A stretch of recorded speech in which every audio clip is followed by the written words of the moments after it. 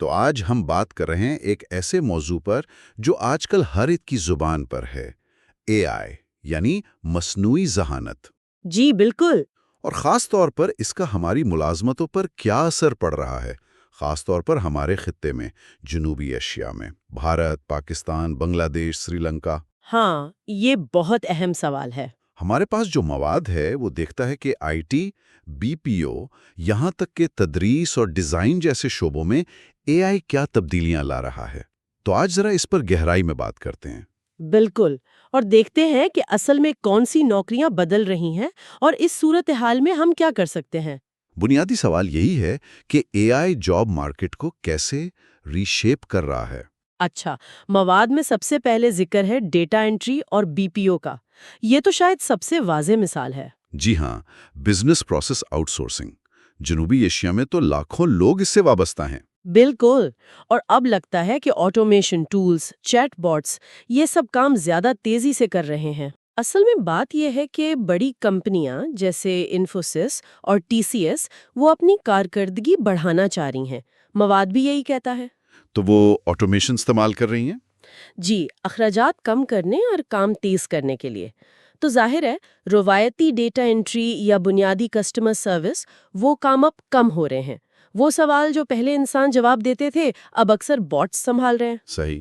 اچھا، اب ایک تھوڑا حیران کن پہلو، جونیئر سافٹ ویئر ڈیولپرز۔ مواد کہتا ہے کہ ان کا کردار بھی بدل رہا ہے۔ ہاں، یہ دلچسپ ہے کیونکہ گٹ ہب کو پائلٹ اور چیٹ جی پی ٹی جیسے ٹولز وہ اب کوڈ لکھنے میں مدد کر سکتے ہیں۔ صرف مدد نہیں بلکہ کوڈ ٹھیک بھی کر سکتے ہیں۔ بالکل، لیکن اس کا مطلب یہ نہیں کہ ڈیولپرز کی ضرورت ختم ہو گئی ہے۔ نہیں، ایسا نہیں ہے۔ تو پھر کیا مطلب، کیا فرق پڑا ہے؟ فرق یہ ہے کہ قدر بدل گئی ہے۔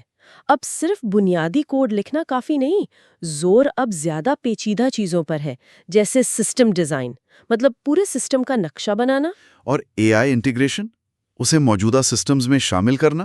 جی، اور پروجیکٹ لیڈرشپ، یہ اعلیٰ سطح کی مہارتیں اب زیادہ اہم ہیں۔ بنیادی کوڈنگ تو وہ اے آئی کر لے گا۔ سمجھ گیا۔ تو انسان اب زیادہ اسٹریٹیجک کام کرے گا۔ یہی چیز کیا ڈیزائننگ میں بھی ہو رہی ہے؟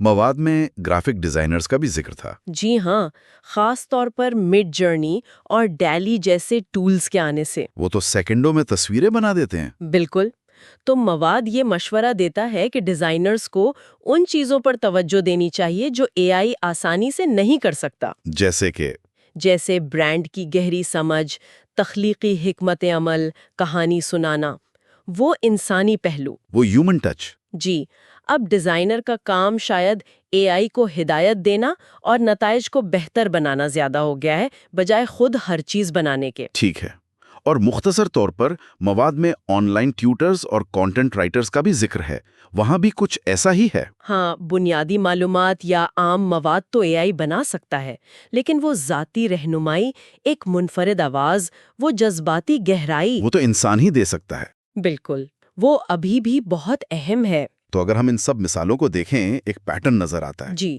ایک واضح نمونہ ہے۔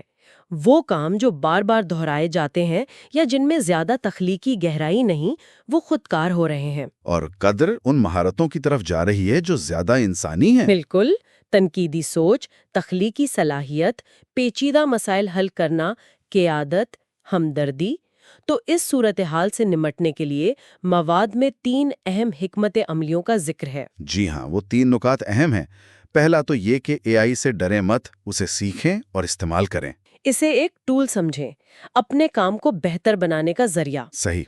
دوسرا، ان انسانی صلاحیتوں پر توجہ دیں جن کی اے آئی نقل نہیں کر سکتا، تخلیقی سوچ، جذباتی ذہانت، قیادت، فیصلہ سازی۔ جی، یہ بہت ضروری ہے۔ اور تیسرا، جو شاید سب سے اہم ہے، کہ سیکھتے رہیں، ہمیشہ۔ مسلسل سیکھنا، آن لائن کورسز، سرٹیفیکیشنز، یا بس نئی ٹیکنالوجی سے باخبر رہنا۔ تو خلاصہ یہ ہے کہ اے آئی ایک بڑی تبدیلی تو ہے، لیکن یہ اختتام نہیں۔ نہیں، بالکل نہیں، یہ ایک نئے دور کا آغاز سمجھیں، لیکن اس میں کامیاب ہونے کے لیے ہمیں خود کو تیار کرنا ہوگا، نئی چیزیں سیکھنی ہوں گی، سستی کی گنجائش کم ہے۔